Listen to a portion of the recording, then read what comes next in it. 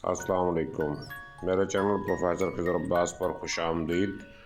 Channel को subscribe करके bell का आइकन दबाएं।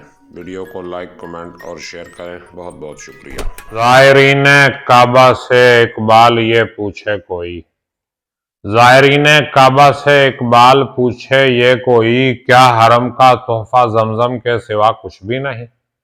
बिस्मिल्लाहिर्रहमानिर्रहीम। अहबाब जी वकार, मैं हूं प्रोफेसर खिज़र अब्बास और आप देख रहे हैं मेरा YouTube channel professor Khizar Abbas. इस चैनल पे मैं अल्लामा इकबाल के कलाम की शरह पेश कर रहा हूं। तो आज 9 फरवरी है और इलेक्शन हो चुका है। रिजल्ट पता नहीं क्या आया है, क्योंकि ये वीडियो पहले बन रही है और अपलोड 9 फरवरी को होगी। तो इलेक्शन के दिनों में मेरी ड्यूटी होनी है, इसलिए वीडियोस नहीं बन पाएंगी, इसलिए मैं एडवांस वीडियोस बना के अपलोड कर रहा हूं। तो आज मैं आपके लिए अल्लामा इकबाल की एक गज़ल लेके आया हूं। मुख्तसर सी गज़ल है, समाअत फरमाइएगा। गज़ल की तरफ बढ़ने से पहले मेरी आपसे गुजारिश है, अगर अभी तक आपने मेरा चैनल सब्सक्राइब नहीं किया तो चैनल सब्सक्राइब करके बेल का आइकन दबा दें, ताकि मेरी हर आने वाली वीडियो आप तक पहुंचती रहे। और कुछ दिन मैं लाइव भी नहीं ले सका नासाजी तबाह की वजह से, तो वीडियोस पहले ही बनी हुई थी जो अपलोड हो गई। तो अब अल्हम्दुलिल्लाह मैं ठीक हूँ। तो वीडियो की तरफ बढ़ते हैं बगैर वक्त ज़ाया किए। अल्लामा इकबाल फरमाते हैं, जिंदगी इंसान की एक दम के सिवा कुछ भी नहीं, दम हवा की मौज है, रम के सिवा कुछ भी नहीं।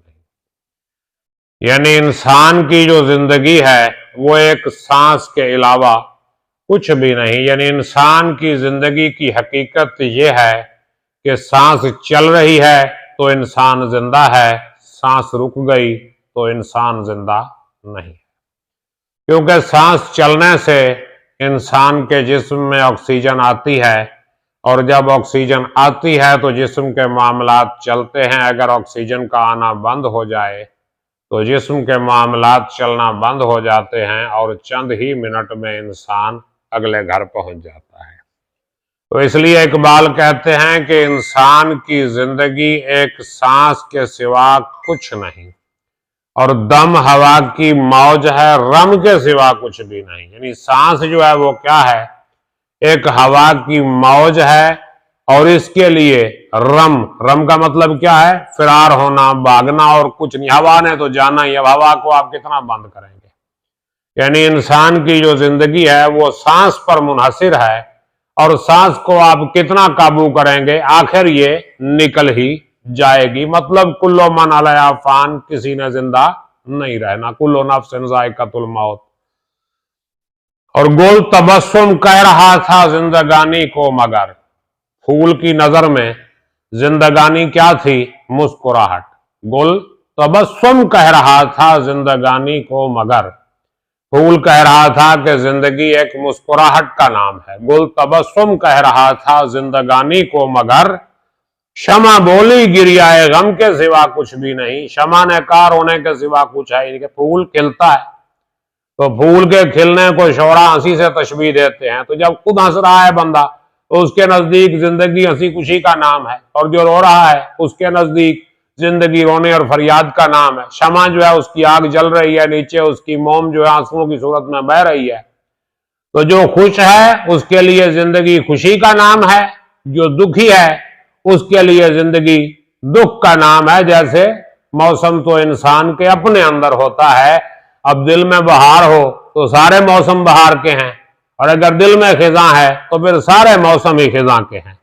और राज हस्ती राज है जब तक कोई महरम ना हो। यानी जिंदगी का राज उस वक्त तक राज है जब तक कोई उसका जानने वाला नहीं। यानी राज उसी वक्त तक राज है ना जब तक उसका कोई महरम नहीं, उसका कोई वाकिफ नहीं। खुल गया जिस दम तो महरम के सिवा कुछ भी नहीं, और जब राज खुल जाए तो महरम के अलावा कुछ रहता ही नहीं है। यानी जिंदगी का राज जब इंसान पे खुल जाता है तो फिर महरम के सिवा कुछ नहीं बचता, राज खत्म हो जाता है। फिर जिंदगी की हवस जो है वो खत्म हो जाती है, क्योंकि ये जिंदगी जो है ये मुख्तसर है, आर्जी है, और इससे अगली जिंदगी जो है वो मुस्तकिल है।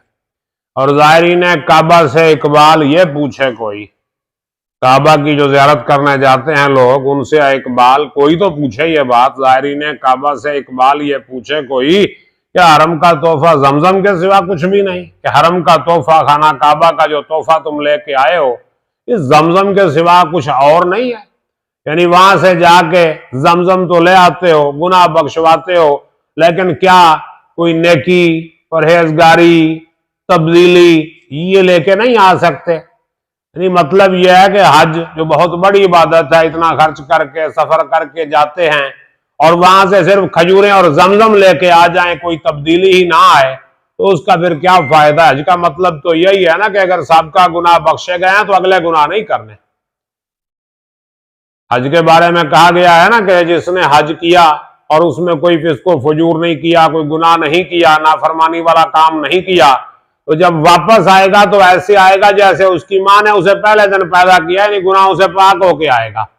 तो जो गुनाहों से पाक होके आया है उसको आगे भी गुनाह नहीं करने चाहिए, जिंदगी में तब्दीली लानी चाहिए। उम्मीद है ये आपको पसंद आई होगी। अगर कोई सवाल वजाहत तलब है तो कमेंट में कीजिए, मैं इंशाअल्लाह जवाब दूंगा। अपना ख्याल रखिएगा। अल्लाह हाफिज।